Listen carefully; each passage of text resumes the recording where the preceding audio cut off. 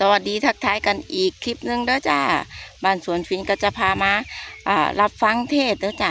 เรื่องมือถือสากปากถือศีลตอนสุดท้ายตอนจบเด้อจ้าตอนนี้ก็จะเป็นปริศนาธรรมจากพระครูจ้อยเด้อจ้าที่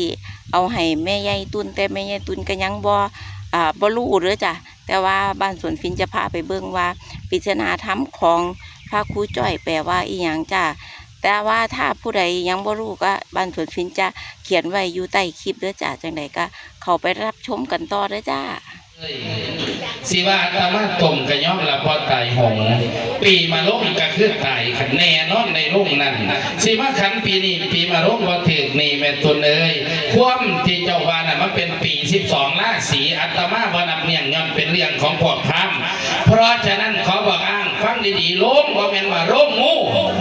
หูสัตว์ที่ลงที่จาก็เป็นตายไว้เมียนนั่นล่ะนอนในโรงสี่เหลี่ยมนั่นล่ะเรียน4ปีมาลงไว้คือปริศนาธรรมที่เคยบอกเจ้าเมื่อนั้นละยายว้ายเอาก็บอกเป็นอะไรเจ้าบ้านป้าจะได้เจ้าว่าปีนฝึกกว่า1 บาทอันว่าแม่กะล้มมาล้มล้อลิ้นล้อเลี้ยอีกว่าแม่ล้อลิ้นเพราะว่าล้อเลี้ยว่าแม่มาล้มหัวใหญ่บ่อันนี้มาล้มลิ้นใหญ่ลิ้นเท่าดิบ่โอ้จะมาอย่ามาล้มล้อลิ้นกะล้มสี่เหลี่ยมหมดสี่เหลี่ยมเนี่ยพ่อยืนอยู่นี่หมายก็มาบ่สีตายแล้วได้จะไปมาหาพ่อห้องเอาพาสลงไหมว่าพ่อไปหาผ่าว่าบุญขึ้นผ่าไหมงามๆบุญว่าไปถ่าเด้อแต่ว่าไม่ใช่กันโอ้ยแต่พ่อเอาไข่นั่นแล้วเมื่อผ่านเป็นไม่เพราะก็อยู่ห่มเพราะอะไรนี่เขาก็ปวดก็โพสเนี่ยกันเบ้าจังเสียยังพวกเอ้ยจะเบ้าจังสั้นลงหลังเนี่ยเจ้าหน้าก็ไม่ใช่ตอบที่ถูกต้องละเนี่ยได้เจ้าก็ตั้งไปมองเขาละนาเจ้านั่นมันบ่ถูกต้องเจ้าไปมองเขาบอกคนนั้นคนเงี้ยเดียวเบ้ายิงเบิร์ดเจ้าขนาดยังกูไปยังจะมาสับปับจังสั่นเพราะได้สับปับเดียวเอาผ้าจะไหนมันก็เป็นจังสี่บาทเอาไปยังไงล่ะจะมาตัวงามต้มไม่ออกไม่ปวดก็เห็นสีผ้าแบบนี้โอ้ยบ่พอจะเทียนเดี๋ยวผ้าเนี่ยมันเป็นสีเอาสักทีแหละผ้าตัวเหลี่ยมตัวนี้โอ้ยไม่ได้เจ้าแหละตัวเหลี่ยมเนี่ยเจ้าตัวมือกันเดี๋ยวมาดังมันยังคู่เอ้ยมันจะสี่พันจะมาต้มตัวก็บอกห้ามรถไปออกไม่ปวดปานนี้8 ตัวไม่อย่างไรเจ้าก็ไม่จะถึงกระไดเอาเจ้าเนี่ยเป็นพวกมาเขียวมาขวานไข่ได้เตือนเจ้าไข่ได้บอกพิจารณาถ้าไม่เจ้าฟังซื้อมันบอกมีพิจารณาเสนียดอกว่าแล้วก็เนี่ยเจ้าจะมาหาเทียนไข่ยุติแล้วไข่เป็นพระได้หนิพระกูกับพ่อยามแล้วกูกับเป็นไม่บอกคำเพื่อกันนะกูเกอยุติแล้วแบบนี้กูเกอเดียวมันว่ายังพระเดี๋ยวจะบอกของสีมันเป็นอย่างไรยังมันเป็นเพี้ยหมาจริงปากที่โตจะมาแบบพระยุติเด้อก่อนก็ยาวแนวดากับมันไม่เต็มใบแต่เขาไม่ไอ้หัดหมาปวดเนื้อปวดเนื้อแต่จะเป็นผู้บอกข้าเจ้าหญิงเป็นผู้ใดก็ไม่จะเป็นผู้เขียนเคยจันต้องเลี้ยงเป็นอะไรผู้ใดบาดอกก็ไม่เห็นพระโยคนกับว่าเขาได้เห็นพระโยคนบอกเลยเจ้าเป็นเจ้าจากคำว่ากราบบ่บ่ายคำว่าจันทร์ดอกพระจะไหนจะถึงผมไม่ฉินมีทั้งฝ่ายนั้นทั้งไหนเจ้าเป็นส่วนมากไม่อย่างนี้โอ้ปฏิบัติพี่น้องบ้านล้มโกนนี่เพิ่นว่าหูยักเข้าอย่างนั้นเจ้าดอกคือเจ้าบอกเองอยู่เงี้ยเจ้านั่นแหละเจ้าอย่ามาบอกอย่าโกหกเจ้าว่าบอกไม่แหมบอกจิมันคือบ่นคือโพสแทกเจ้าก็ไม่จิตถึงกระไดโอ้ยเขาเลี้ยงออกบ้านที่2-3ล้มแล้วโอ้ยไม่ได้ขอจิ๋ลอยมันแรงเบาหวานขึ้นเลยจิตต้องมันเป็นอะไรกันเจ้าโอ้อยู่นี่แล้วนี่มันนี่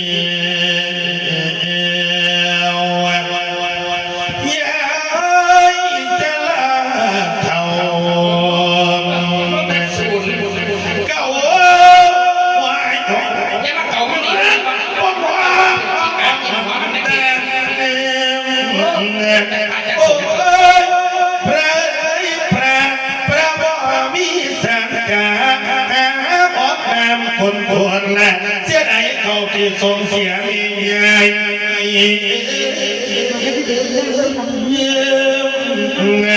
โอ้ยต้นว่าเปลี่ยนเรื่องให้ฟังตามสบายดอกเดิมทางเจ้าไข่ว่าเอามีดฝากให้มันเปลี่ยนแห้งดอกแบบใส่เคียงฟันผู้ใหญ่ไปก็แจ้งมาปัดแยงละสดเปลี่ยนเรื่อง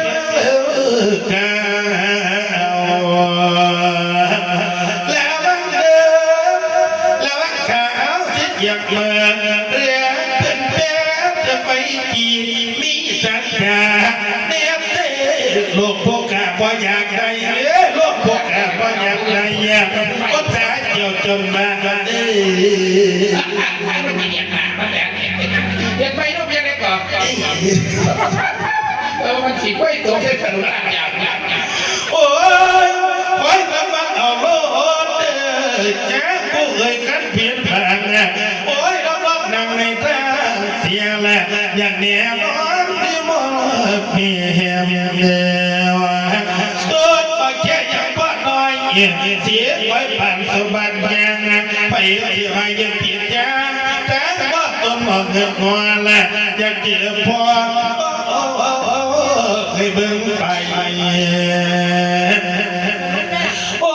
ยเอาด้วยเลี้ยบอดได้เอาแนวไม่กล้าคือคนหมดข้างก็ได้ด้วยโมดโคตรเอาด้วยปากกาตาจนหาโลกไว้ไว้ตูนานี่มันเดิมมันเดิมไปยิงรถถอดนอนสบายอีกจังหวะอีกมาโดนประกาศตากาติจูดรถดอกแม่ละมันบ้าหน้าบอดฟังก่อนเนี่ยแม่เนี่ยผู้เอ๋ยกันที่คนเม็ดต้นเตี้ยบ่เม็ดยังหักวันสอนบ้านมีผู้คิดกับโอละพวกหมู่คนเขาขอพังแนวบ้านจังขอคนจังบ่องค์ไหนมาหล่นบาดเฮียเดี๋ยวยังผู้เพียงองค์เดียวกันนักเดียบ้านมีมอมมาเอาเลยฝ่าให้ทาโอ้ยใครจะเจ็บเท้านั่งกับข้าวคนไหนเจ้าระยะเขาต้องตายเลยเหรอเดี๋ยวแซ่บเลยจะมาหาอันกินอีตุนเนอะว่าแต่นั้นเจ้าเนี่ยพูดจ่อยบริสุทธิ์ว่าที่การกินข้าวอีตุนหมดเนอะอย่าตายก็แล้วกันนะจะบอกให้ก็จะมาอยู่ไม่ใช่ไหนกับว่าเสียงว่าจะต่อมาอ้าวพอถึงกับว่าเราเสียงไหนจะคู่เลยจะว่าถึงจะก็ยุ่งเป่าโลดโบดก็กินเป่ายุ่งนี่เนี่ยยุ่งเป่าโลดแสล่ายุ่งเป่าโลดมีมเขาไปถ่ายเจ้านั่นแหละเสียใจแล้วคนที่ยุ่งเป่ากันร้อนตายกับโลกคำว่าถึงจะรีบประกาศกันยิ่งเงียบเท่าไหร่ยังคู่ไปสั้นย้อนไปผูกขาไปเนี่ยนะเจ้าประกาศเป็นเรื่องกับมันประดุนประกาศกันเนี่ยใจหนึ่งยุ่งใจยังไงนี่คอยตีเอามาจิตถวายเอามาเฮ้ยพระติจังสีกับพระเนี่ยเลยเฮ้ยพระจะได้มันก็หนามืดหนางามเลยฮะโอ้ยเจ้าอาจารย์ประกาศจริงเนี่ยประกาศกันอยู่ไว้พัดไหนก็หลังยังคู่ไว้พัดถ้าแกรับพัดเด้อโอ้ยไม่ออกไว้พัดในผ่านไปนะไปลูกประกาศอย่างเลิกไว้พัดไทยเขาต้องมืดเลยเอาว่าพัดวางเลยยังจะลิ้นเทศโอ้ยก่อนเสียงน้ำไว้กองขวาเทียมทรงไว้พอโอ้นี่มันเดิมเป็นสายหญิงนี่มันนอนมาไหลตายก็ถอดเด้อลูกเอ๋ยเกี่ยว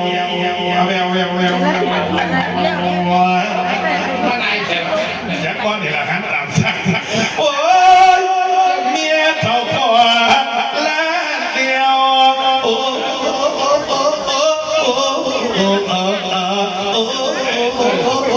ไปเชื่อเมียเขาขอลาเดียวกันโอ้โลดไม่บอกข่าว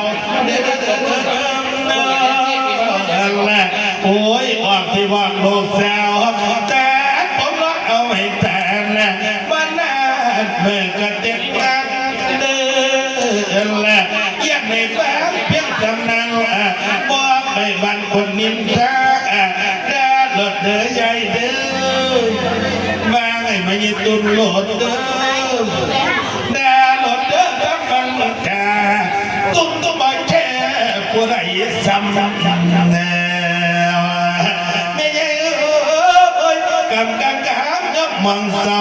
เอาเก้าเมากันแสกเดินว่าสูงมาแก้ตัวไปยังขึ้นไว้พองโอ้โหต้องด่าหางเดินแนว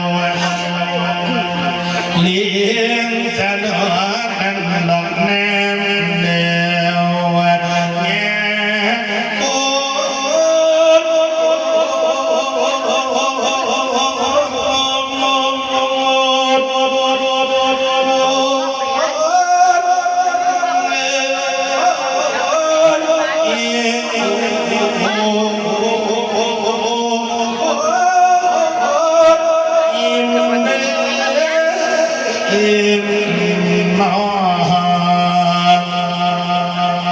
ปัดสิ่งอีก ว่า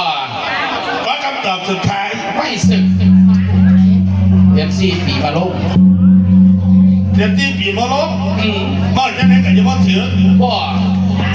ไอ้บ้านไหนจะที่ไหนยังพูดเลยพวกกากินเนื้อว่าพวกกาไม่เย็บปุ่นเย็บทางเย็บทั้งผ้ากับบ่มีคุ้นคนจะไหนมาก็บ่มีคุ้นกันเชีย คุณอย่าง แล้วเย็บพวกกางับพวกกา เจ้าพระจังหันนั่นสิเป็นบุญเป็นคุณดีๆมันเป็นหน้าที่เพราะเป็นติของพุท หน้า ธบ ที่ ริ ก็ห ษั น้า ท ที่กันสร้าง หน้าที่ของชาวพุทธเพราะเป็นติจะมาเห็นอยู่เดี๋ยวนี้ก็จะ เขาก็เหมือนเราขย้อนพระองค์นี้ เอา ไก่ก็เหมือนกว่าขย้อนพระตัวนี้ หาใหม่ อยากกินอย่างนั้นยังหัวเตียงไม่เชื่อถือมาตัวอย่างสุดนี้ มันเป็นแท็กซี่เนาะบัด กันมาอยู่บ้านโดนผัว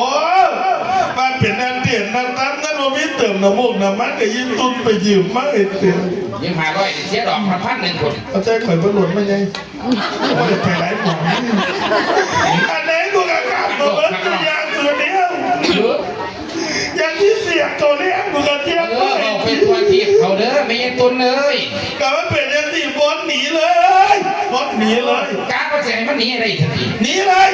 โอ้ไม่ยังตุนเลยมันจะออกตัว ไฟบอลมาอยู่ในคนกับบอลหนีได้ มันจะออกตัวกลับเลย มาอยู่เอาตัวกันจะได้ยังพูด จากเจ้าจากคอยสิเดนี้มันเจ้าได้สิเดนี้จะเมื่อตาว่าตาตั้งเจ้าว่ะช่วยเป็นเจ้าว่ะ อ๋อจะไป ถ้า ทำไหม ไม่สิทธิ์ในพายุก็ได้ไม่สิทธิ์ในพายุก็ได้เลยภายใน24 ชั่วโมงก็ได้เลย ตอนที่หลวงพ่อจะเอามา คอยนี่แหละคอยนี่แหละ ที่หลวงพ่อจะเอามาหลวงพ่อประทัดสองที่ข้าเฮ้ยมีเงินพร้อมปอดมันปนัดครับเนี่ย เป็นอย่างไร แล้วปัญญาจะเอามาเปลี่ยนเมื่อวานเมื่อก่อนนี่ที่มันกล้าอะไรไม่ออกคำวัดคำมานี่มาตีมาก ล้านั่นเลย บ้านโน้นโกงกุศลมันได้เกิดผลนะมันก่อนกับโบกับเท คักแท้ละเหรอ มันอยู่ในมือ2 มือตั้งปี 2 ปีมันก็จะเป็นเจ้าเป็นจอมรับเที่ยง รัก กัน เสียงใส่คักแท้บัดเนี้ย มันไม่ได้จ้างเต้นยอมฟ้ามันพร้อมผู้เดียวมันหนีเลยมันหนีเหมือนตอนมันบินมาอยู่ลงระเบิดละเซฟมาเนี่ยมันบอกว่าโดนเลย โอ้ยเบาหวานพวกนั้น ป้าตัวมันก็บ่นก็บ่นแต่ว่าใหญ่ เขาซื่อๆก็นี่เขาบ่งแจ้งพวก หนีเลย ง่ายตัวเลยไม่อยากให้คอยนี้คอยกระทีหนีเอา หนีลง เต้ว่าก่อนคอยสีหนีได้ไม่ใช่ตัวเนอะ ไม่ยัง ให้คอยฝากแค่ขันในจักยังในเด้อ ฝากยัง คอยฝากตีนเตะปากอีตุนเถ่าในเด้อ ป้าจะมากล้าว่าเต็มปากเต็มคำเต็มไปเต็มไปยินดีเลย นี่มันจะฟังช่องแบบตีนของลูกสารานี่ตัวนี้ตัวนี้มันอยู่หัดบ้านกับลูกโกนี่ ว้าวบาดใจกูไม่เอาแล้ว เท่านี้กับเท่านี้นะ นี่เป็นจากนั้นหลวงพ่อเนี่ยมันบริบูรณ์หมดแล้วบ้าน หันกว่าหำวัดป้า ก็บ่นก็พ่อเตี้ยเลยแยกมาตุ่มย่างมึงน้อยอย่าพูดได้ดิเนาะหวานเลยหวานบอกกูได้หวานกูเยอะเมื่อวานเยอะหน่อยหวานมาจิตเจ็บปากกูหวาน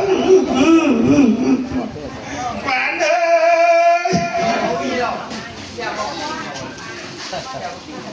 พญายตุนคำมาหอดบาหอดเพื่อนพญายแม่ใหญ่ช้ามาเป็นจะในละเมอเพื่อพวงไปเบิ้สุยังสุเดียวก็ได้สติพญายแม่ใหญ่อันหนึ่งก็ว่าเอาถ้วยกูมาเอาลูกเขยกูมากูยามแล้วจะมาไก่จะมาถ่องมาส้นกูถอพาราจักว่าเป็นแนวไหนย่ายจานเล่าบ่อยู่บ่ยั่งน้ำผู้ขากับไปม่นหลวงพออยู่วัดเพิ่นยังพูดจ่อยมาส่องเบิ่งเล่าก็เลยเอิ่นใส่เล่า2 เทื่อ 3 เทื่อพอใหญ่แม่ใหญ่ก็บ่ฟื้นตื่นขึ้นมาฉันก็เลยกัดอยู่ปวดตีนเล่าน่ะแม่ใหญ่เราเลยเสด็จขึ้นมาสิได้แม่ใหญ่ตุนก็เลยมาเอาพูนจากวันดีเม็ดกับบ่แม่นแม่ใหญ่จากว่าฝันกับบ่แม่นพูนไปหอดผุนแม่ใหญ่แล้วว่ามีผู้มักชุดกระชากลากดึงดวงจิตวิญญาณเล่าไปหอดเมืองนรกเมืองผีผุนย้ายนี่เบิ่งเบิ่งนั่นเบิ่งนี่ไว้นี่เบิ่งไว้นี่ถวยกับเบิ่งไว้พะนะเอาไปเอามาเขาปฏิเอาถวยไฟใบบางแงมางุ่มหัวเล่าสิได้ย้ายเอาผู้ขาย่านแล้วสบจังหวะกับผู้ขานั่งสาวหวานใจกัดนิ้วโปรตีนเล่าเสด็จตื่นขึ้นมาเขียเป็นบ่ยั่งเป็นใหญ่เขียเป็นสังที่เขียแม่นเป็นสังไม่เย็นตุนจ้าตื่นขึ้นมาแล้วตึกสันไม่ใช่สันเราเป็นนกตกน้ำพอได้ย้ายก็เลยบอกความเป็นไปเป็นมาเพิ่นอยากฟูฟังเพิ่นอยากพูดก็เลยแก่ได้ไขให้เล่าแม่ตุนเอ้ยถวยไฟใบบักใหญ่นั่น ถวยไฟใบแบบไงนั่นก็เป็นถวยอื่นถวยไข่ดอกก็เป็นถวยว่าจุดจนนั้นไม่เย็นตุนโอ้ยมาสมาสำหรับจังสันเทผู้ขาดสีแก่สีไข่จะได้นอกเพิ่งยากกู้เพิ่งยากกู้ก็เลยบอกว่าแม่ตุนเอ้ยจะเอาของวัดของว่าบ่บ่ว่าสิเป็นถวยแหกแตกโปแนวใดก็ตามสร้างเจ้าคนไปขึ้นวัดขึ้นว่ามันเบิดมันหอนมันใหม่มันเป็นบาปเป็นกรรมมันเป็นของสงฆ์เด้อแม่ตุนแย่ตุนกับผ้านั่งบานใจเมารถ10 ล้อไปได้ย่ายขนถ้วยอยู่ในบ้านในเฮือนนั่นขนบาดห่างแล้วเก่ามากแม่ใหญ่เอามาอย่างมาเตรียมมาปลูกถ้วยเสี้ยนง่ามบาดห่างกระไดเอาบ่แม่นเอาบาดห่างมาสำนันได้ย่ายพาจีวรก็เอามาอย่างถามแล้วว่าเอามาฮีมอนพนันย่ายก็เลยขนเมารถ10 ล้อไปได้ย่ายมาเป็นถ้วยมาเป็นหมอโลหมอกระทะใหญ่สอนบวงมิตรว่าจุดเบิดบาดห่างกับขนคือรถ10 ล้อพาจีวรกับขนไปของวัดของว่าผู้ขากับพระเราขนไปขึ้นบนสุยังสุแนวก็เลยถามว่าแม่เจ้าได้มาแต่หมอนี่ฝามันไปใส่ล่ะแม่ฝามันน่ะหมอโลฝามันไปใส่แม่ทูลผันว่าฝามันอยู่คุมผู้ใหญ่บ้านพนัญญายเนี่ยพอท่านเขาพนะก็เลยขนไปขึ้นบนสุยังสุแนวแม่ใหญ่แม่สาววันใจก็เลยพาแม่เจ้าของขอขมาเพิ่นยาคู่อาการเจ็บอาการป่วยกระหายเป็นปิดทิมคุณโยมก็เลยเปลี่ยนโตเปลี่ยนใจไม่เยตุนจากคนบดีก็เลยกลายเป็นคนดีคุณโยมแม่หวานใจกระซาถูกดีใจซื่นใจน้ำเมตเจ้าของ